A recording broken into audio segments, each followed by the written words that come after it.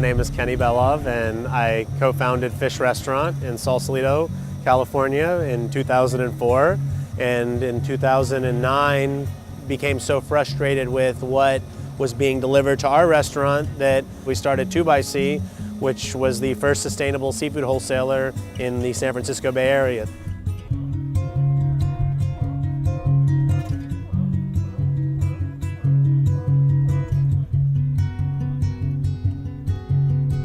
There used to be a ton of small fish in the ocean, and we've done a good job of changing that to there's less. The Peruvian anchovy fishery was almost completely wiped out.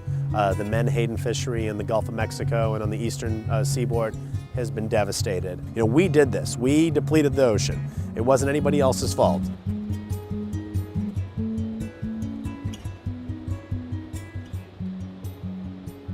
Normal trout aquaculture, conventional trout aquaculture, has trout eating sardines, anchovies, ground up menhaden, blood meal, feather meal, bone meal, chicken byproducts, soy, corn, all these things that you wouldn't find in a trout's natural diet. What we try to do is create a diet that is more natural to a trout, algae.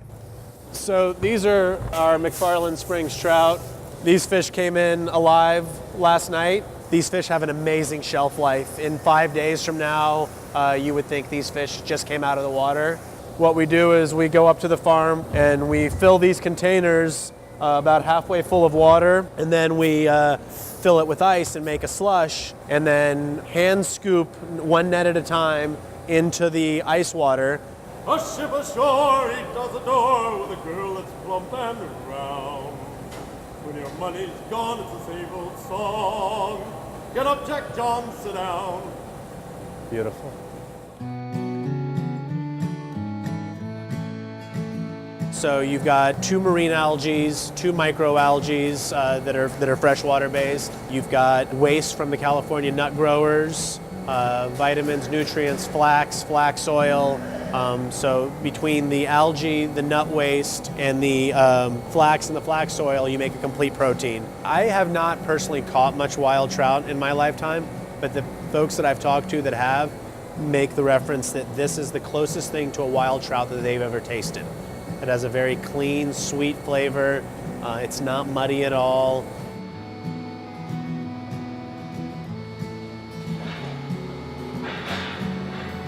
We're no longer the guinea pigs. We're doing this.